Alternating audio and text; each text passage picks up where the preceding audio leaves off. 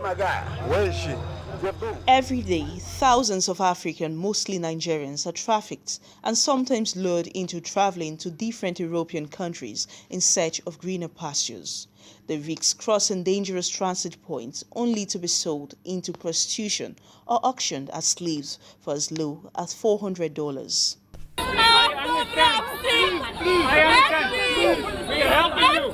They live in desperate and inhuman conditions, with their destinies endangered by the activities of their traffickers. I thank God that I'm alive. I experienced people who die there, how people die and how they are killing people over there. Arabu no get pity for Nigerians at all. Arabu no want take I see Nigerians. They are dealing with them as if we are animals. Upon return to their home countries, many victims of trafficking are often faced with psychological, health, legal, documentation and financial problems, a situation which makes it difficult for them to reintegrate with their loved ones, families and communities.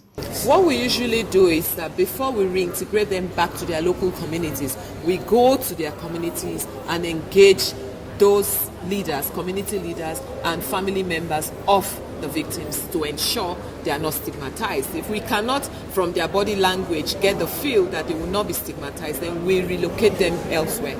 Statistics from the United States Trafficking in Persons report shows a gap in support of victims of trafficking by mostly African countries, especially Nigeria. An obvious gap the National Agency for the Prohibition of Trafficking in Persons is willing to bridge through the development of a protocol for identification, safe return, rehabilitation of trafficked persons. In terms of the UK, the British Prime Minister has made it a personal commitment to work to stamp out modern slavery or slavery in all of its forms, including human trafficking, and created a call to action at the UN General Assembly last year, which Nigeria signed up to.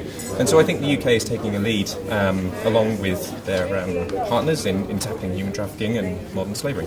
If you do not identify traffickers, you cannot assist them. You cannot bring them back. They cannot have a safe return because they are treated as criminals. Say that you have an irregular migrant who is identified as a Nigerian, then you need to ask yourself, is this person a victim of trafficking?